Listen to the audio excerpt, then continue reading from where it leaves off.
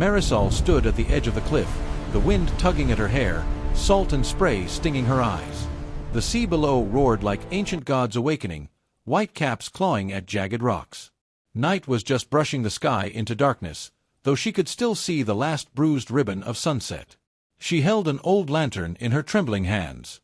Its glass was cracked, and one hinge hung loose, yet inside, the flame burned steady, a lone, flickering glow in the gathering gloom. It was all she had left of home, of memory, of promise. Behind her, the path down the mountain had been freshly scorched, trees smoldering in charcoal grays, their branches twisted as if recoiling. The smoke still curled upward, painting the moon with swirls of ash and regret. She could hear distant cries, though she could no longer tell whether they were her own. Marisol's journey began only yesterday, when the fire broke out in the valley of Greenwood. Wild and sudden, sparked by reckless thunder, they said. But she believed something else, that the valley's heart, some ancient spirit of the land, had been disturbed, angered by the greed of miners pushing too deep, tearing at bones of earth that should have been left to rest. She had watched as her village, nestled in the rolling green, beyond the river bend, was consumed. She watched mothers clutching burlap sacks loaded with herbs and loaves, children trailing behind, the weight of everything they loved upon their backs. She ran with them, but not far. Something inside her kept pulling to the center, to the source. That's when the man came. Tall, with eyes like molten steel, he emerged from the smoke. He carried a staff carved with runes that glowed faintly blue. He spoke words that sounded like wind through reeds, and reached his hand toward the land. The earth groaned beneath his boots. Flames leapt, bending toward him, as though drawn. Trees arched away. In that moment, Marisol saw that fire was not just flame, it was living, raging, mourning. The man said, "Leave, child of Greenwood. You cannot hold the flame." But he also said, quietly, "Carry the light." So she fled with the lantern, fleeing toward the cliff, toward the sea. And now stood here, listening to the thunderous surf, clutching her small flame. Voices came from behind. She turned. From the smoke emerged elders, friends, neighbors, some limping, some in tears, others with their arms empty, where harvests, food, tools had been lost. They stopped a few paces off, looking at her. Between them and the chasm the road was ash and ruin. Between them and the salt air, only prayer and fear. Marisol raised the lantern high. The flame danced, casting soft gold on frightened faces. She said, voice hoarse, "The fire wants to live. It always wants that. But I believe it wants something more than destruction." There was murmuring. In that moment she saw Arrow, the old healer, step forward. His robe was torn, his hands stained with soot. His eyes, wise but weary, fixed on the lantern. "What do you mean, child?" She inhaled, tasting smoke and salt, hope and dread all mixed. "Fire is not the enemy.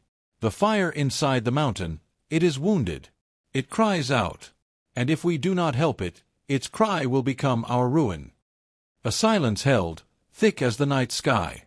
Waves drummed below. The blue runes on the staff glowed farther in the distance, and the man, whom she now understood as keeper or warden of the flame, watched from the ridge above, silhouette framed by smoky haze lit by blue lightning. Arrow nodded slowly. "We are not innocent," he said.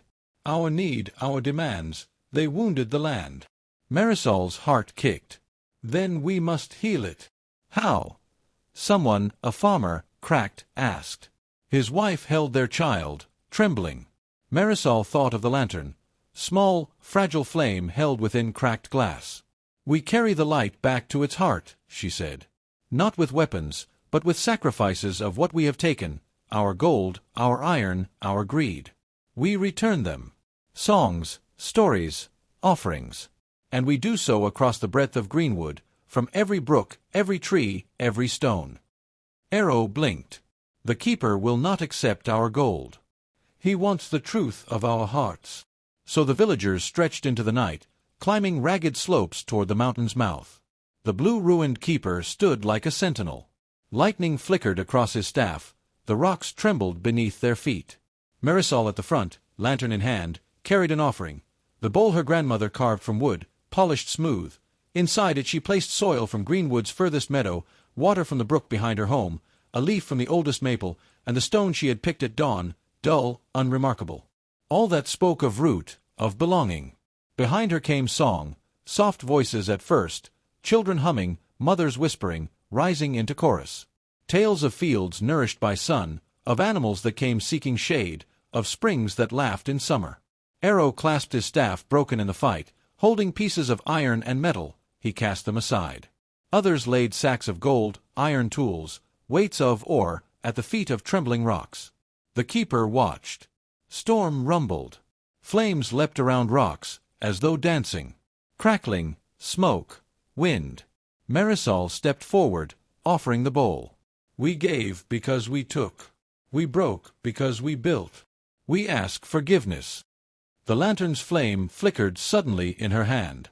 Lightning split the sky. The blue runes on the keeper's staff burned bright. Time itself seemed to quiver. Then, slow as dawn, the winds died. The fire that crowned the ridge receded, drawn toward the bowl. The ravenous blaze that swallowed trees now, gathered, coalesced in the offering. The soil, the water, the leaf, the stone, they glowed with an inner light, embers of purity. Tears stung Marisol's eyes as she felt heat, but not pain, for this fire was healing. It licked at broken roots, at cracked earth, at where greed had scorched. It seeped into the chasms, cooled by water and soil, soothed by remembrance. The roar of the sea and the crackle of the burning wood merged into a single voice, of sorrow and of hope. The keeper stepped forward. His eyes no longer molten steel but clear like polished stone, reflective. He raised his staff. Without words he restored trees, folding their boughs back into life.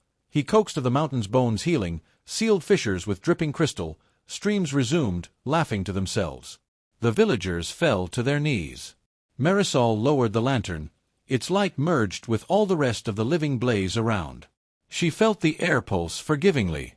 When dawn came, it was gentle. Golden light touched leaves, dew sparkling. Greenwood stood alive again, fields lush, trees green, river rippling. The mountain loomed, whole. On its slope the old keeper stood silent, staff beside him.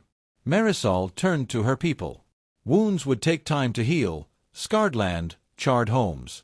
But in their hearts, something new had begun, respect, humility, harmony. She placed the lantern in the center of the village square.